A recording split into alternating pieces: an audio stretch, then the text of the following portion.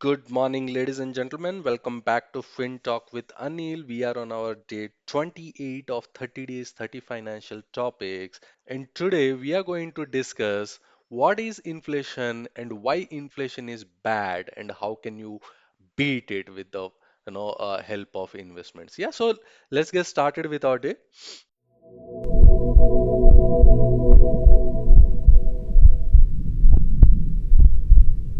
So before we move on, let us understand what is the word inflation means, right? So for most of us, the rising prices of everything we need and what is a painful reality. Yeah, every few months we see prices are going up, and after a few minutes or for complaining about this increasing mehengai, etc., we accept it and move on, right? So, however, these prices, the price hikes over a period of time severely dent our purchasing power and reduce the value of our money. Yeah, for instance, in 1985, a 500 grams pack of butter used to cost around 6.5 rupees. Yeah, today the same pack costs around 235. And when Sholay was released in August 1975, ticket prices ranged between 3.50 and 5.50 in Mumbai and Delhi. Today, you would have had to pay around 500. The increase in this first case is around 200%, and in the second case is around 500%. Yeah, so the word used to describe this increase is actually inflation. But what does this term inflation actually mean? Why is inflation bad for your finances? What are the disadvantages of this inflation? How does it actually affect your purchasing power and reduce the value of your money? More importantly, what should you do to beat the inflation? In this video, we will talk about everything related to inflation. So, what is an inflation? Like I said, the price of goods or services of daily use like food, clothing, transportation, recreation activities, uh, etc., increase over a period of time, and this increase is called inflation. Yeah, it is the reason for which we can buy less for the same amount of money. Let us understand with an example why inflation is bad, right? So, suppose you had rupees 100 in 1985 and you could have bought around 12.5 liter of petrol with it. With the same amount of money, you could have bought 2 liters of petrol in 2007. Meanwhile, with the 100 rupees, today you can only buy 1 liter of petrol. Yeah, that is also not enough actually. That is how the same 100 rupees lost its value over time due to inflation. Let's look at the table below to understand how the prices of different goods have increased over a period of time. So, as you can notice, the Colgate toothpaste has increased about 50 rupees in 2007 to 124 rupees in 2021, right? The price has increased about 8.7% on an average per year, right? So on, right? So the inflation rate you hear in the news is not what you actually experience in the daily life, right?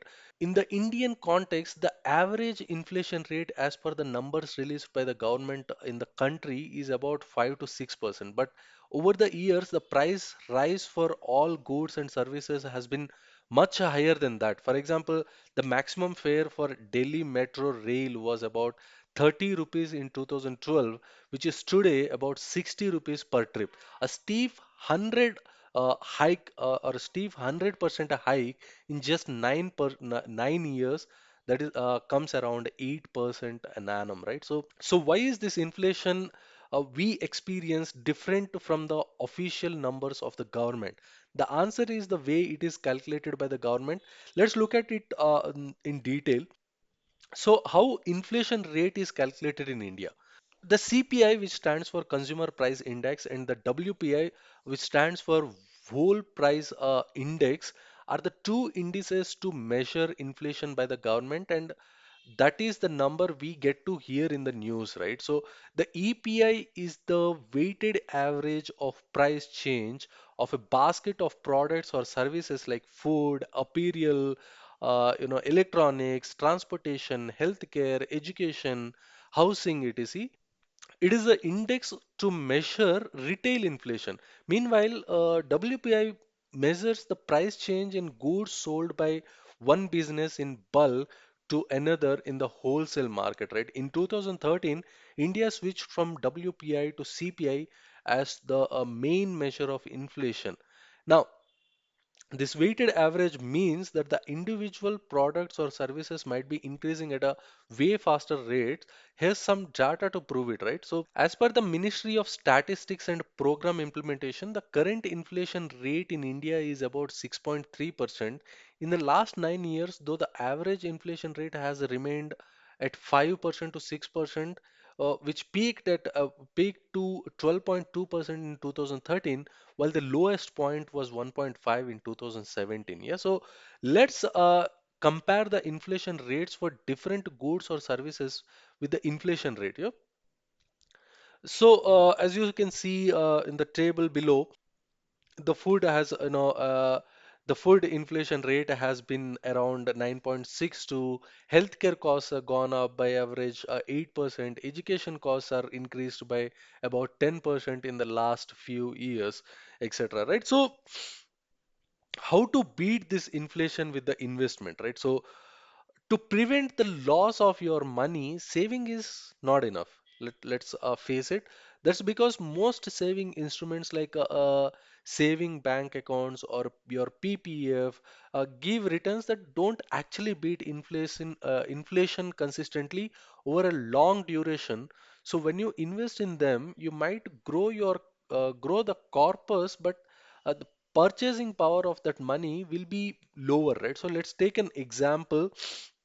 Suppose you have some money and you want to put it away for 15 years and your for your children's education, right? So now today a BTech course costs around 10 lakh example, and for some simplicity we assume you have the exact same amount, right? And you put that money in PPF. Now at the end of 15th year, you will be having about 27.59 lakhs, right? According to the current PPF rate, which stands at 7.1%.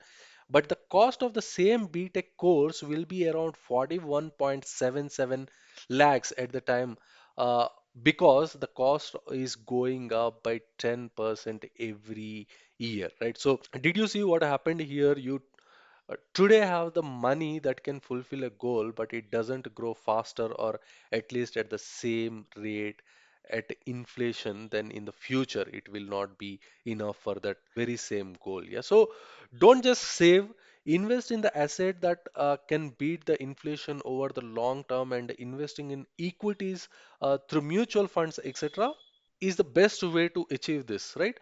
If you do not invest, then you are essentially allowing inflation to take away your hard-earned money from you. The value of your money is decreasing every minute, and you are doing nothing about it. That is why it is very crucial to invest in products like mutual funds that can beat inflation with a good margin. Yeah, so that's all for today. Thank you so much for watching till the end. See you all tomorrow with a new concept altogether. Until then, hit that subscribe button so you don't miss anything. See you all. Bye bye.